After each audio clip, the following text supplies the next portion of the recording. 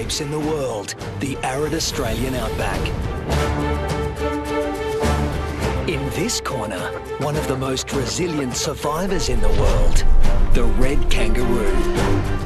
With skills shaped by millions of years of evolution, this time it's brought a knockout punch, a devastating drought. As thousands succumb to dehydration and starvation, one remarkable kangaroo may be on the ropes. Can he make it through hell on earth? Or is this one fight even the red kangaroo can't win?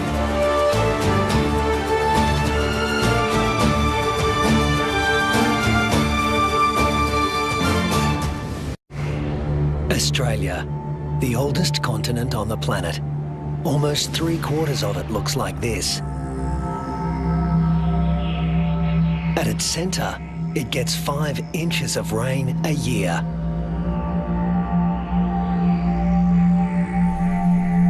The mercury can hit 110 degrees Fahrenheit. But the hardest part for those who live here is the climate's unpredictable personality. This is a place where there are no true seasons, only moods. To make it here, you need to be able to roll with the punches and shift gears in a hurry. The acknowledged master of that art in the Australian outback is the red kangaroo, the largest marsupial in the world.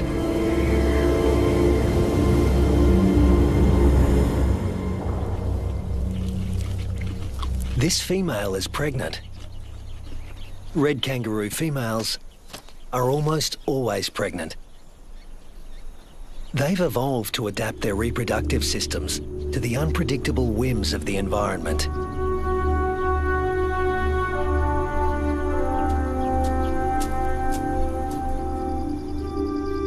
At any given moment, a female can have 3 offspring to care for, each at a different stage of development.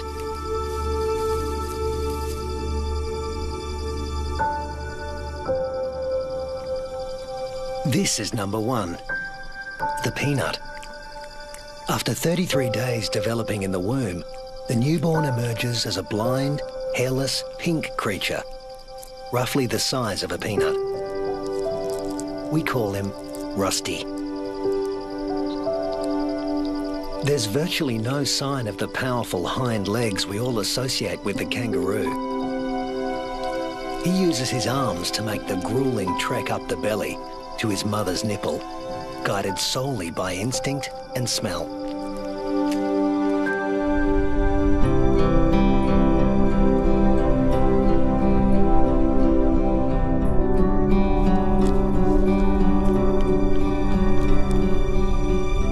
Almost immediately, the female goes into heat again, releasing hormones that stimulate ovulation. Once fertilized, the mother's endocrine system puts the development of this new embryo on hold. That's number 2. Its progress won't be kick-started again until the peanut reduces his suckling. Number 3 is the joey, who's spending some time suckling from outside the pouch and some out on his own in the big wide world.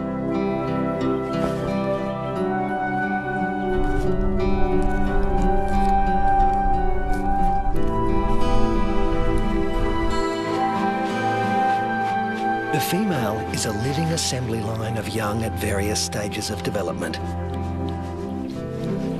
But when times are hard, the system has to be ruthless. She will cut off nutrition to the peanut in her pouch, and when it dies, she'll restart the embryo's development to take his place.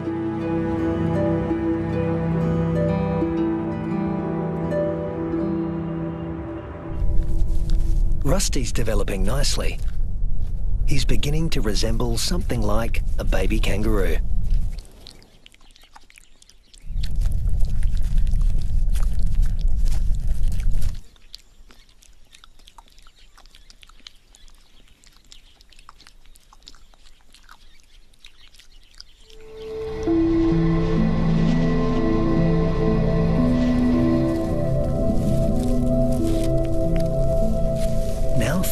months old, he can hear all the sounds of the world he'll soon be inhabiting.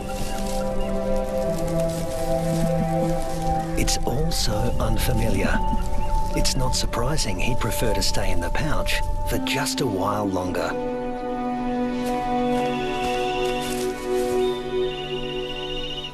There's plenty of food around now, so Rusty's mum makes the most of the good grazing.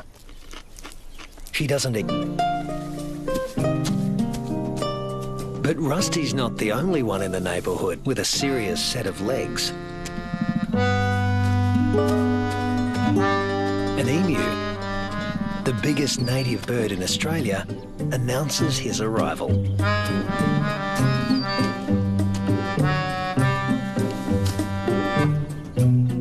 His skirt of feathers absorbs 80% of solar radiation, leaving the skin underneath cool. And this dad needs a cool head. In the emu world, dads take on all parental responsibility. The chicks will be under his wing for 18 months. Not exactly the red kangaroo way. Males are pretty much deadbeat dads. They leave as soon as the young are conceived. Rusty also still relies on his mother for food and protection, so he tends to stay close. But apparently he's also got an independent streak. Maybe there's even more fun out there. Soon he leaves the rest of the mob and is in uncharted territory. Not a good place for a baby kangaroo to be.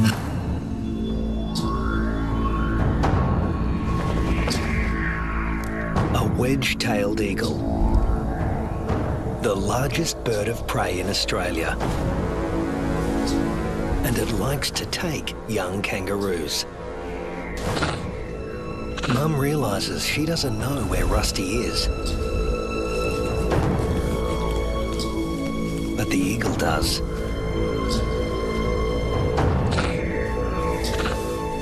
Rusty's big ears and instincts tell him something's not right, but he's too young and inexperienced to know what it is.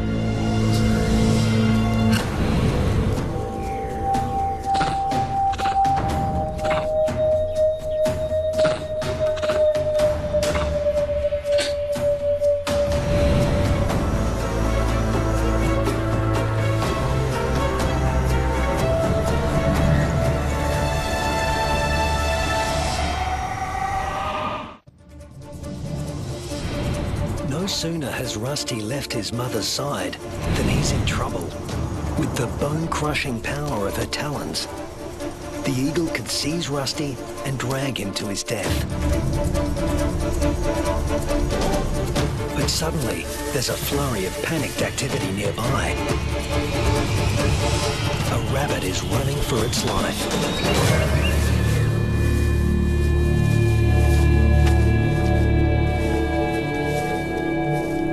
Luckily for Rusty, there was easier prey to be had. This time,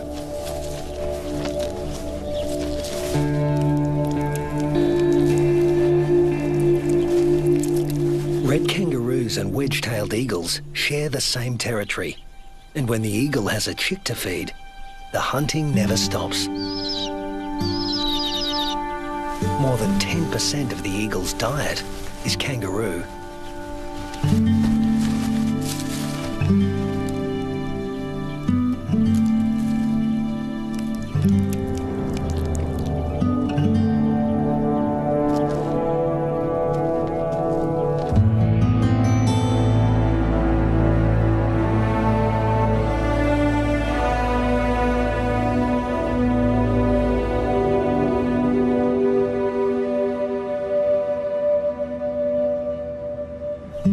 Rusty is now 8 months old and a full-fledged joey, a juvenile that spends all his time outside the pouch. In a few months, he won't have Mum's milk to rely on anymore.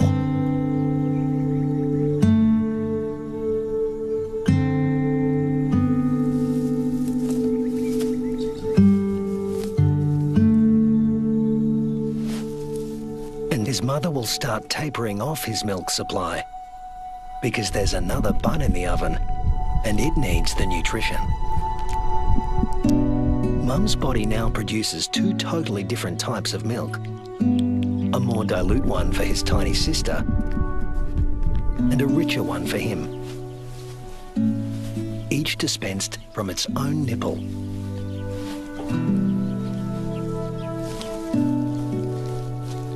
But males like Rusty are about 10% larger at weaning than the average female and are heavy drinkers.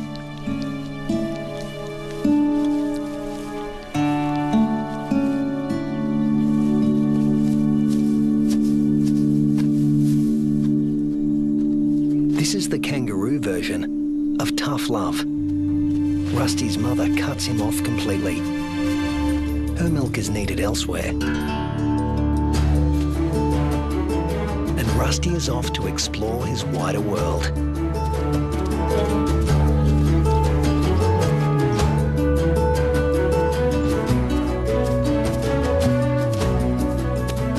Before long, he happens on another group of kangaroos. These are grey kangaroos, smaller than reds and more suited to areas where the climate is relatively predictable. They don't conserve water as well as reds and prefer the shade of the wooded areas on the desert's edge. Rusty is apparently a new experience for them as well. It's like a get-together with distant relatives you've heard of but never met. Slightly awkward.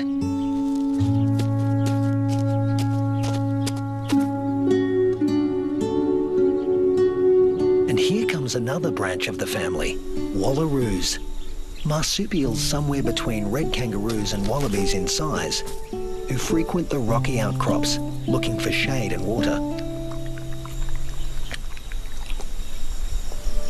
If you live in a desert, water is a treasure, and its presence is never guaranteed.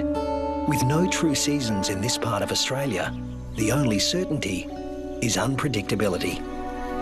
A waterhole is a gift from the heavens for many creatures. Emus, reds and wallaroos all gather to drink. But the relentless sun is turning the mud around the waterhole into clay, laying traps for the unwary.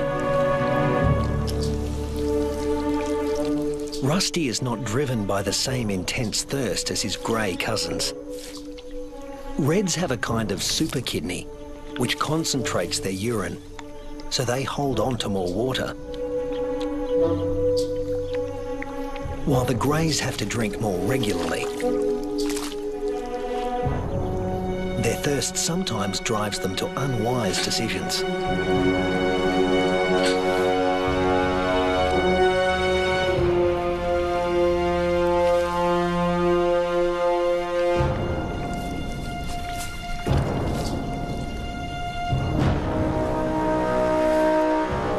This young grey is in trouble, deep trouble, and he's drawing some unwanted attention.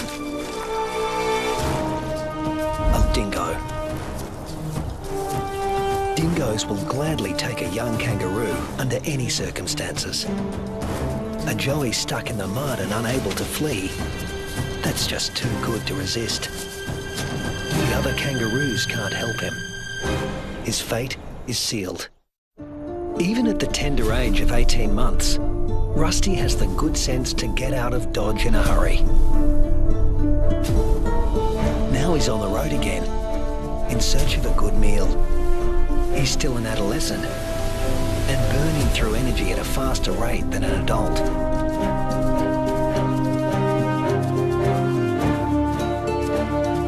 Kangaroo mobs can number in the hundreds, but this one is relatively small.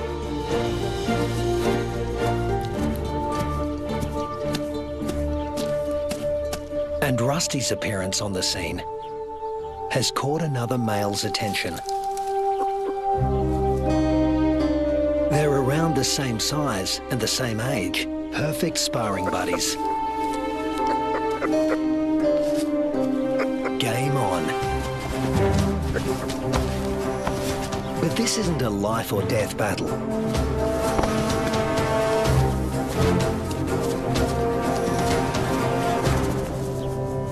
What they learn here will be crucial in later life, when the stakes are higher.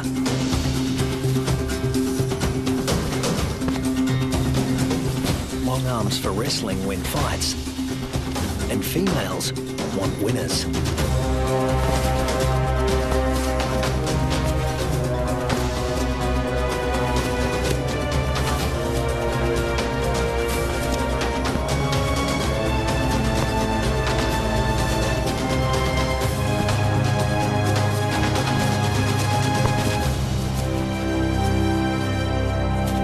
Rusty doesn't come out on top this time, but the boxing experience is invaluable.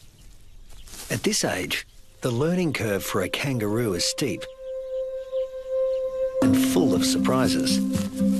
A sudden rustle in the dry grass spooks the gang he's hanging out with.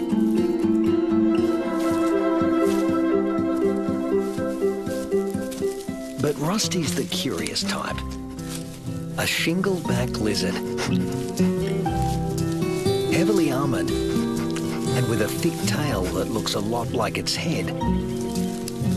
Thus its other name, the two-headed skink.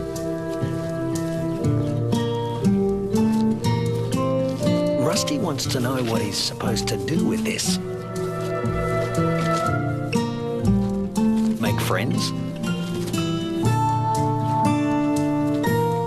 Try to box with it? Eat it? The lizard doesn't seem suitable for any of these activities, and Rusty eventually gives up on the relationship.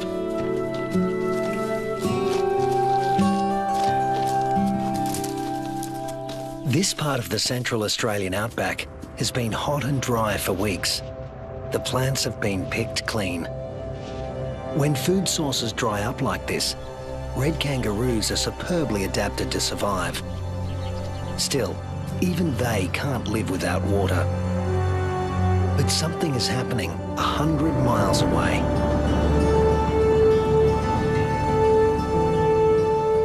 Where the sky has opened up and torrential rains are soaking the parched earth.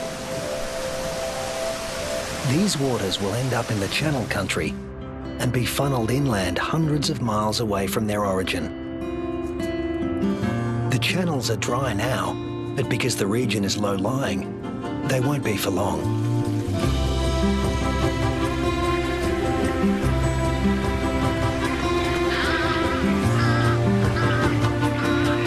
And what was once an arid wasteland begins to revive.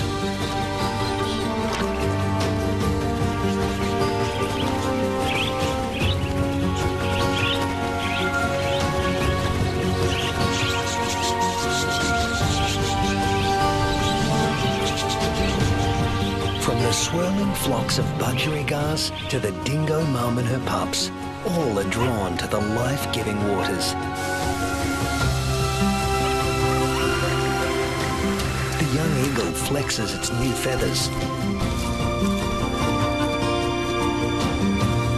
and a young kangaroo celebrates in her own playful way.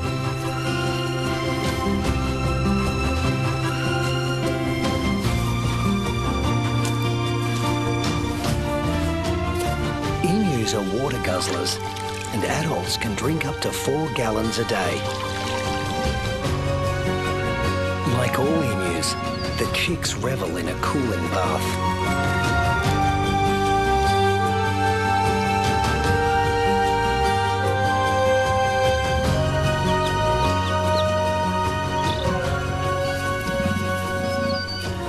There are some 500,000 emus roaming around the outback, browsing on fruits and seeds.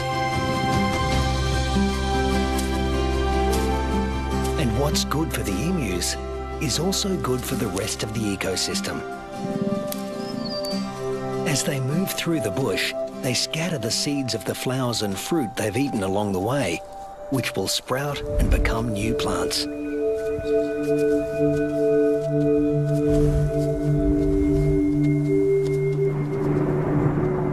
The weeks turn into months. Get where they want to go. Unfortunately, sometimes, especially when they're inexperienced, they get someplace they really don't want to be.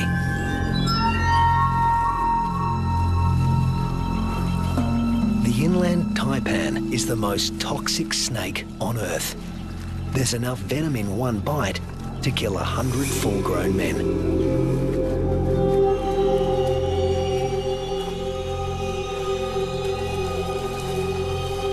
And it specialises in killing mammals. The Australian desert is the kingdom of the reptiles, but kangaroos know too well to leave all snakes alone.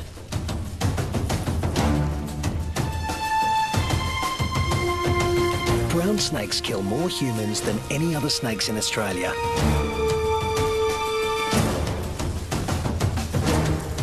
But it's not the biggest reptile in the neighbourhood. This is. The Parenti, reaching 8 feet long, venomous and fast on its feet.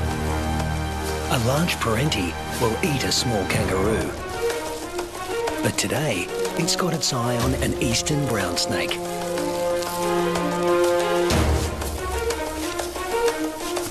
The forked tongue of the Parenti follows the brown snake's chemical scent trail and leads him to an abandoned burrow. A burrow with only one entrance. With a Parenti in the picture, a sanctuary can easily become a death trap.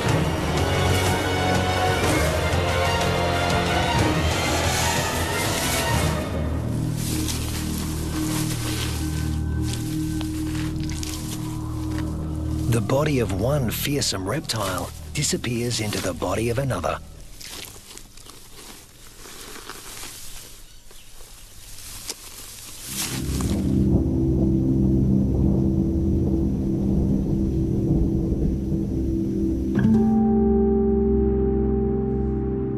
The months roll on, and Rusty has grown in both size and experience.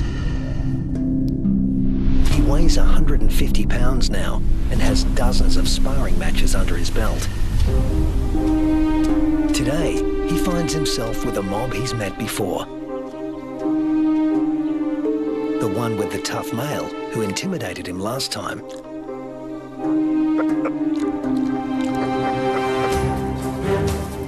But that was 5 years ago, and Rusty's not running away this time.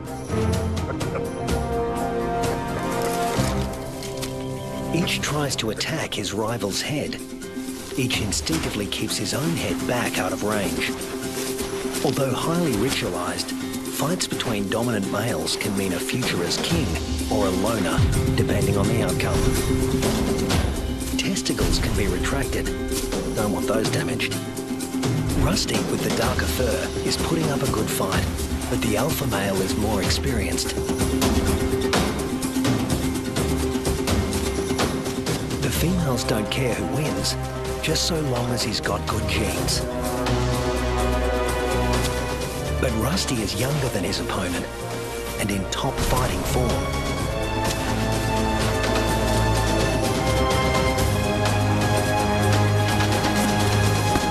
Finally, the king goes down. Now the mob is paying attention.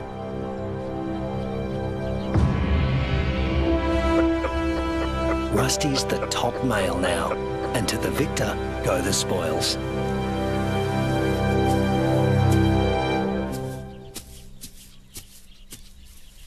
His first choice is this female, though he needs to give her urine the sniff test to make sure she's ovulating.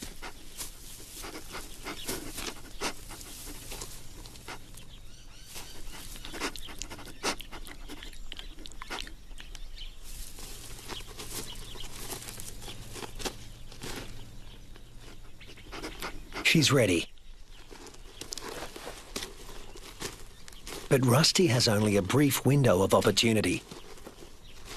She may only be receptive for a matter of hours. Better get to it. Mating doesn't take long, or wouldn't if there were only one female to consider. But Rusty's got miles to go before he sleeps. He's King Kangaroo now, and in addition to regular mating duties, he'll have to fend off other young roos who'd like to knock him off his throne, just as he did his predecessor.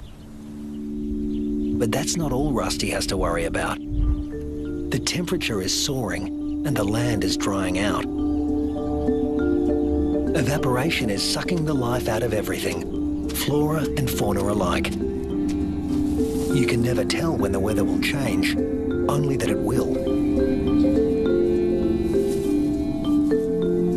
And that's the origin of some of the red kangaroo's most amazing adaptations. They're masters of heat regulation.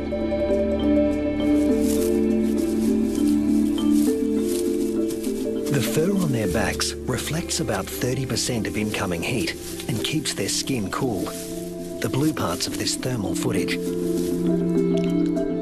Spreading saliva over their forearms cools the blood, which has been brought close to the skin surface via a dense cobweb of capillaries.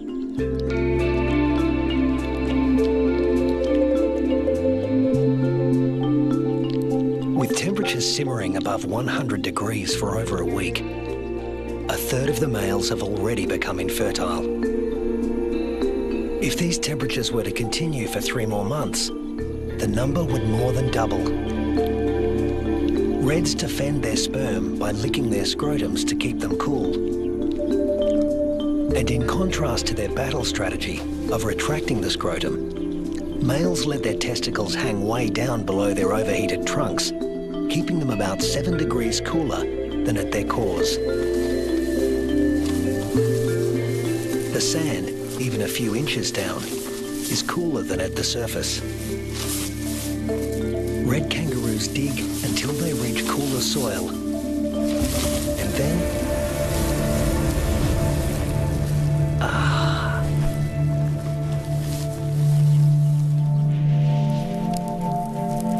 it hasn't rained in months now.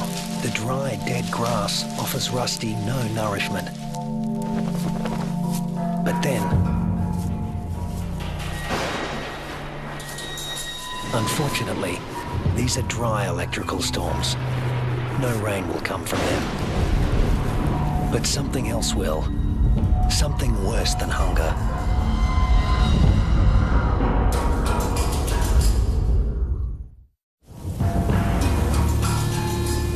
Lightning has ignited the dry grass of the outback.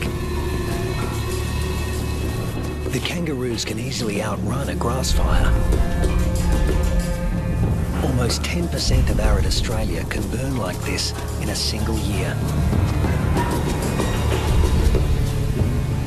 In a matter of hours, the fire consumes what little forage there is. Rusty has to move on.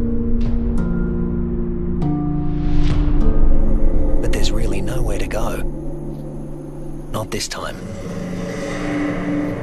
Parts of desert Australia are in the grip of a once-in-a-century drought, while heat waves smash temperature records.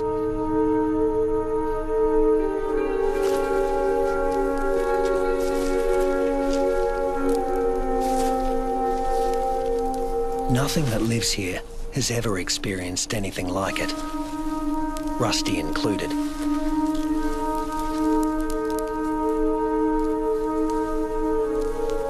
Some are suffering from severe malnutrition and dehydration. But if anyone can survive this, it's a red kangaroo. Human bodies are about 60% water. Rusty's is over 70%.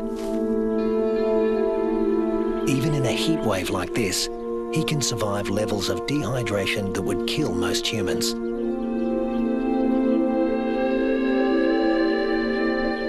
Reds only sweat when they're on the move.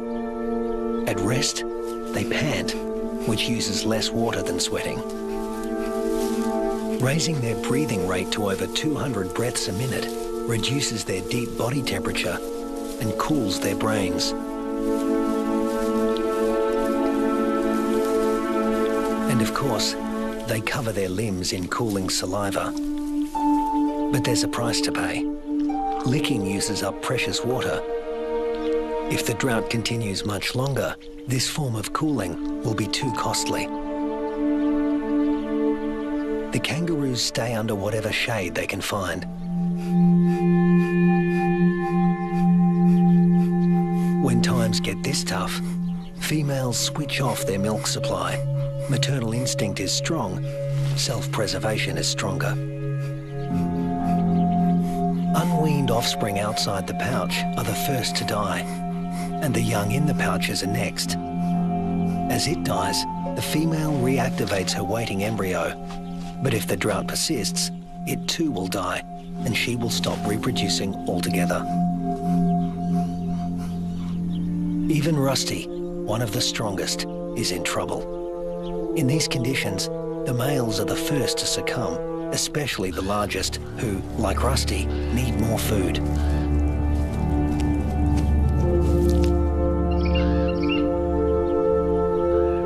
The demise of the red kangaroos is the wedge-tailed eagle's bounty.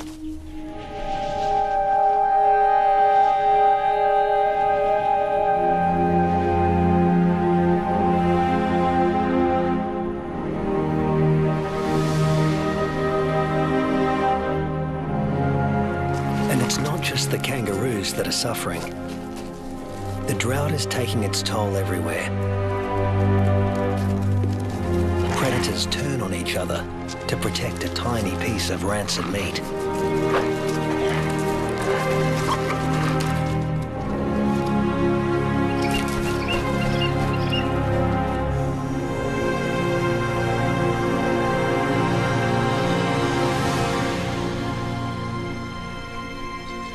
This is the last remaining waterhole.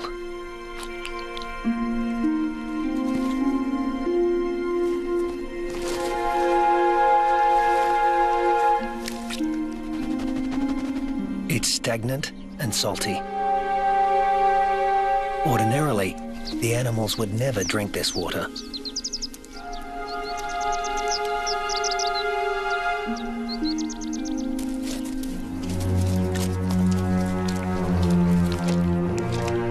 But desperation drives them. The drought makes for uneasy bedfellows.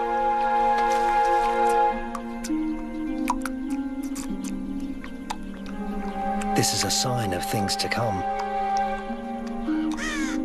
Heat waves in Australia are becoming hotter and more frequent.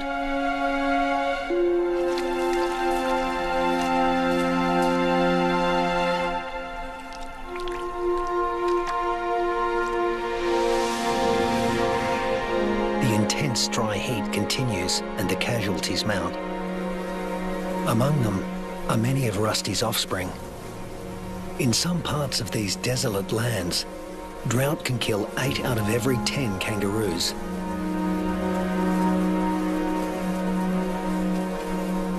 But Australia's desert inhabitants are a resilient bunch. After all, these may have been the hottest temperatures for the last 100 years. But these species have successfully weathered the climate for tens of thousands of years.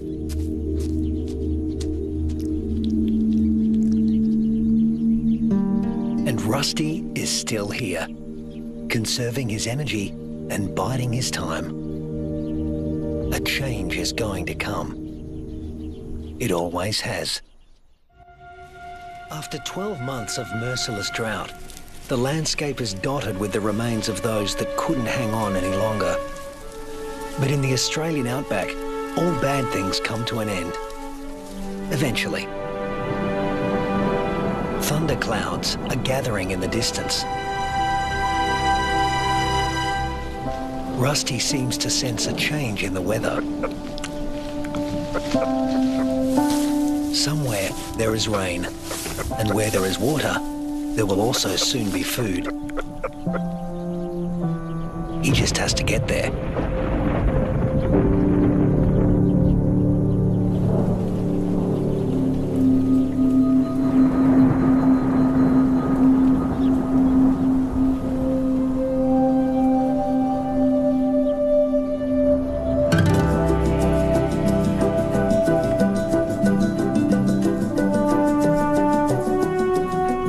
With what remains of his ebbing strength, Rusty heads in the direction of a storm.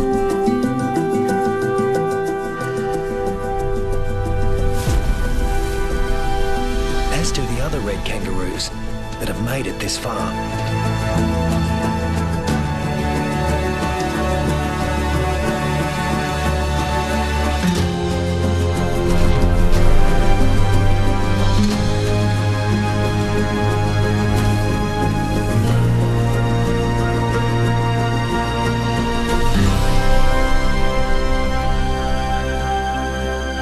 When Rusty reaches the area watered by the storms, he finds a world restored by rain.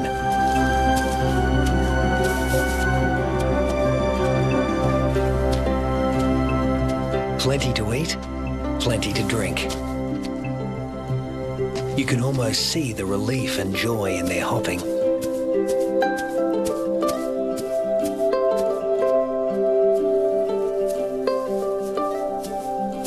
They will stay here and take in the nourishment. In only a few weeks, males and females will have their health restored, and soon they'll be ready to reproduce once again.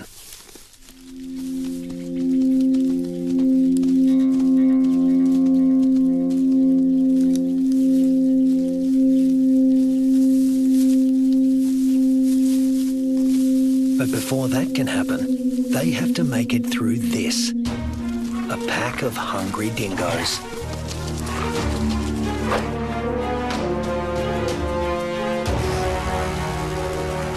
Hunting in a pack more than doubles a dingo's success rate.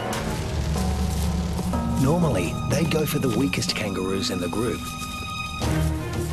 But a pack of this size can take down something bigger. Something like Rusty.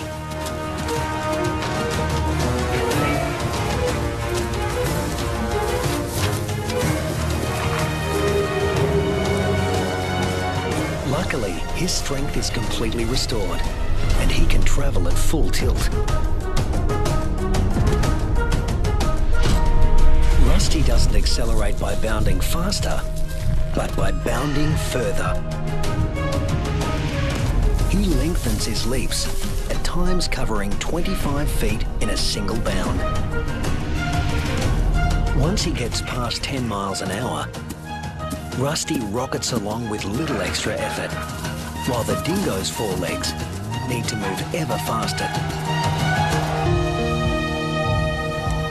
Now hitting 25 miles an hour, Rusty's only using about half of the energy the dogs are putting in.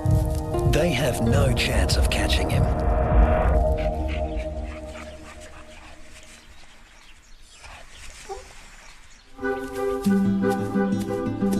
Now Rusty can turn his attention to replacing the offspring lost to the drought.